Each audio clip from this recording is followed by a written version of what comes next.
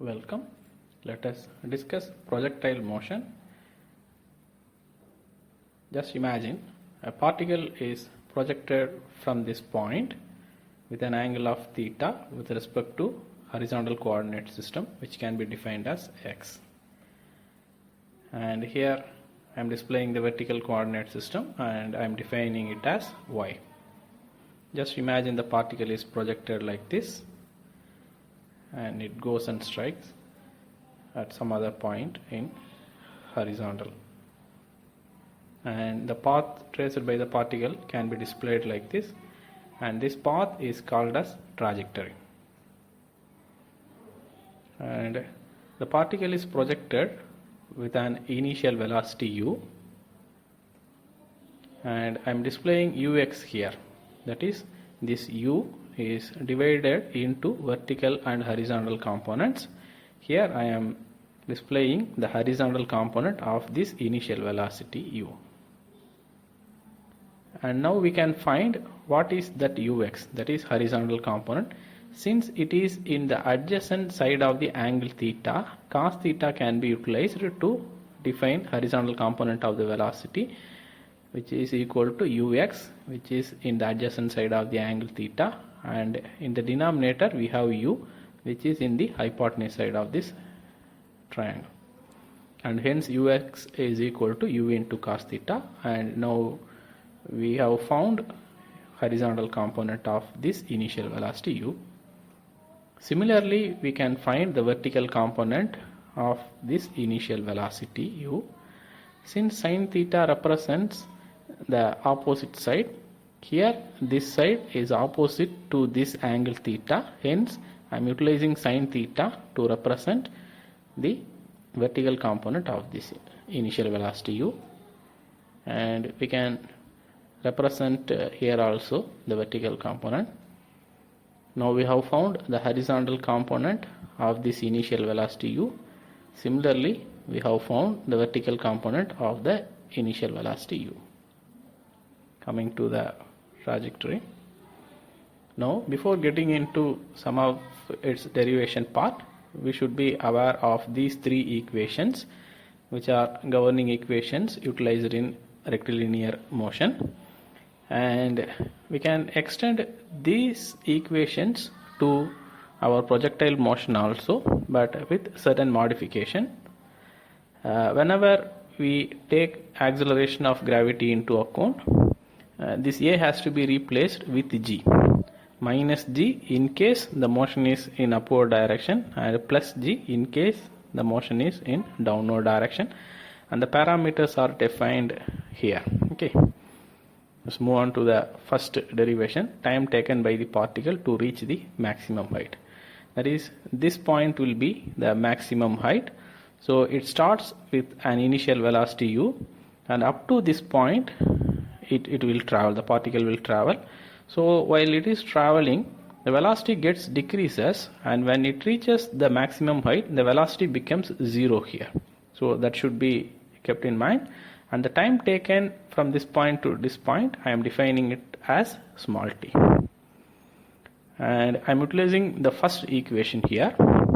As I have told previously, I am replacing a with minus g since it travels against the gravity. And this part, as I have previously told, in this point the velocity becomes 0. Hence we are taking this one to be initial velocity. I am defining this velocity to be the final velocity. Hence the final velocity is substituted as 0. And here the vertical component of the velocity is responsible to take the particle in the vertical direction, and hence I am substituting u sin theta instead of u. And finally we get time taken by the particle from here to here, that is u sin theta by g. And I am placing this formula here so that it can be used in future derivations. And the second derivation, total time taken by the particle for its travel, and I am defining it as capital T. So previously we have derived the time taken from this position to this position, which can be represented by formula like this. Now we need to know this time also, since the total time can be taken like this, from this place to this place, from this place to this place, and mathematically can be defined as this time plus this time, like this t plus t, which is equal to 2t. The time taken by the particle from this position to this position will be same as that of the time taken by the particle from here to here. Hence I am writing the same t here also, and it can be written like this, t plus t. We already know what is t. By substituting the t value, we can find the total time taken by the particle to travel from this position to this position, which is equal to 2u sin theta by g. And I am taking this formula to here so that it can be utilized in future. Next, third derivation, maximum height. That is maximum height reachable by the particle. I am using the second formula. We can also use the third formula. What is necessary is the distance parameter should be there in the formula. In second equation, there is a distance part which is defined as s. Similarly, in third equation also we have the s.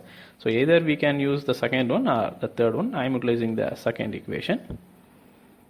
As I have told previously, the final velocity at this point will be 0. So instead of v, I am substituting 0.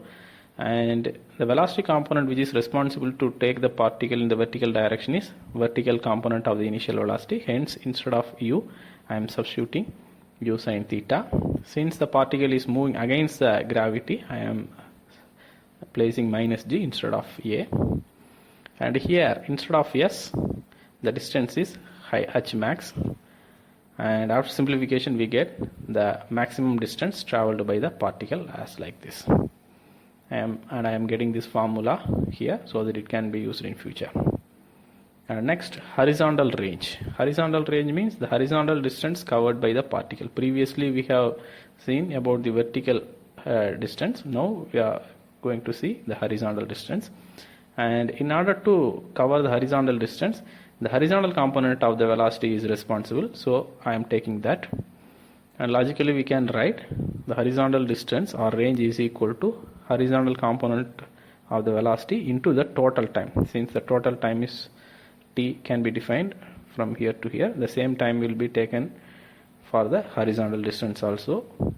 So in left hand side we have meter in accordance to SI unit system. Since it is velocity, here we will be using meter per second, here second. So second and second will get cancelled. So in left hand side also we have meter, and in right hand side also we have meter. Hence writing a formula like this is correct. Velocity into time. We know the total time taken by the particle to travel from this position to this position, and after substituting this here we get the formula like this, and after simplification we get the final derivation which we need. Here 2 cos theta into sin theta can be written as sin 2 theta, and I am placing this formula in this position so that it can be referred for future purpose. And finally, the position of the height with respect to x. So if we need the distance, the height at any point of x means we can go for that also. That is at x at some distance means it can be represented as the horizontal component which is responsible for that x into that corresponding time. Here I am defining it as t dash. So t dash can be written as like this, the horizontal distance to which the particle is now traveled divided by u cos theta. And if you need to know the height h means I am utilizing this third formula, which is equal to s equal to ut dash plus half a t dash square. Since we have arrived t dash previously, substituting that t dash here we get the h value, which is this. And this one I am defining it as the fifth one. So we have derived 5 different formulas in projectile motion. The first one, time taken by the particle to reach the maximum height. Second one, total time taken by the particle for its travel. Third one, maximum height. Fourth one, horizontal range. And fifth one, position of the height with respect to x. With this, I end this video.